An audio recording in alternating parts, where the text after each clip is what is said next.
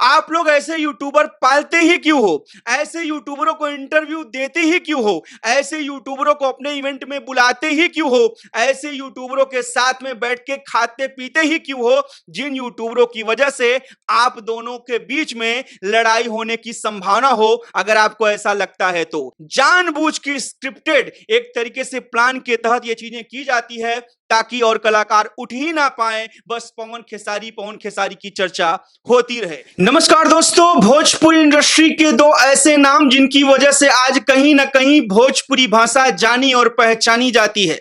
जी हां दोस्तों, मैं बात कर रहा हूं एक तरफ पावर स्टार पवन सिंह की, तो वहीं दूसरी तरफ ट्रेंडिंग स्टार खेसारी लाल यादव की। इन दोनों की लड़ाई फिर से स्टार्ट हो गई है, जो कि बिल्कुल भी नहीं होनी चाहिए थी। लेकिन कहते हैं ना कि आपन सोचा होत ना और प्रभु सोचा तत्काल। कई सालों के विवाद और कंट्रोवर्सी लड़ाई के बाद इन दोनों स्टारों में समझौता हुआ था। दोनों गले लगे थे, भाई भाई की तरह रहने की कसम खाई थी, वादा किया था, लेकिन सारी कसम खत्म हो गई और वादे सारे झूठे हो गए। और अब एक तरीके से कहा जाए तो थूक के चाटने वाला काम हो रहा है। एक तरफ खेसारी लाल यादव कह रहे हैं कि अब मुझसे बर्दाश्त नहीं हो रहा है, तो दूसरी तरफ पवन सिंह कह रहे हैं कि जिसे जो कहना है सामने आके कहे। अभी फिलहाल में ही पवन सिंह का एक गाना आया था आदिशक्ति फिल्म से, उसी गाने के इवेंट के दौरान इनडायरेक्टली खेसारी लाल यादव के ऊपर उन्होंने निशाना साधा। तो खेसारी लाल यादव भी इससे पहले इंस्टाग्राम पे लाइव आके पवन सिंह को इनडायरेक्टली कह रहे थे कि आपके साथ जो रहने वाले आपके लोग हैं मुझे टारगेट कर रहे हैं, उन्हें समझा लीजिए, नहीं तो अगर मुझे खो देंगे तो अच्छा नहीं होगा। ऐसे में बहुत से लोग कह रहे हैं कि पवन सिंह और खेसारी लाल यादव की यह लड़ाई जो हो रही है वह यूट्यूबरों की वजह से हो रही है। जरा मेरी बात को ध्यान से सुनना और अगर बुरा लगे तो क्षमा करना। पवन सिंह और खेसारी लाल यादव जैसे लोग जो मेहनत करके आज इस मुकाम पे पहुंचे हैं जहां उनके नाम के आगे सुपरस्टार लगता है, आपको क्या लगता है कि वो मंदबुद्धि हैं, वो बालक बुद्धि हैं, उनके पास इतना दिमाग नहीं है कि किससे लड़ाई करनी चाहिए, किससे लड़ाई नहीं करनी चाहिए, किसके कहने पे करनी चाहिए, किसके कहने पे नहीं करनी चाहिए? क्या वो दोनों दूध पीते छोटे बच्चे हैं? आप ही सोचिए, क्या आपकी या मेरी लड़ाई कोई यूट्यूबर करा सकता है अगर हम ना चाहें तो?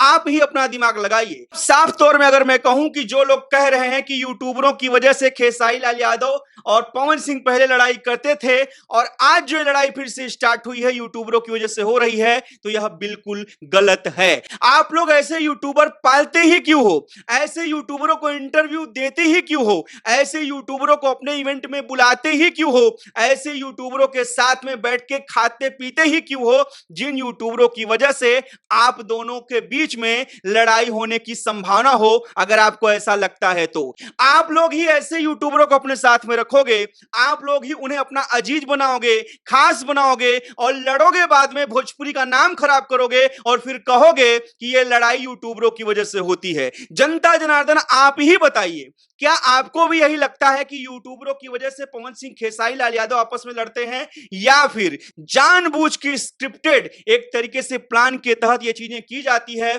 ताकि और कलाकार उठ ही ना पाए, बस पवन खेसारी की चर्चा होती रहे? खैर, आप क्या सोचते हैं इसके बारे में? अपनी राय हमें जरूर बताइए। पवन सिंह ने तो मंच के माध्यम से अपनी बात अब रख दी है। अब खेसारी लाल यादव का कल इवेंट होने वाला है, उनका भी एक बहुत बड़ा गाना आ रहा है ग्लोबल म्यूजिक जंक्शन से, जिसका टीजर रिलीज हो चुका है। कल देखिए इवेंट के दौरान पवन सिंह का खेसारी लाल यादव जवाब देते हैं कि नहीं देते हैं। खैर, आपकी क्या राय है? क्या यूट्यूबरों की वजह से लड़ाई हो रही है या फिर नहीं? यह सब जानबूझ के बस टीआरपी का एक खेल है। अपनी राय हमें जरूर कमेंट करें, आप क्या सोचते हैं।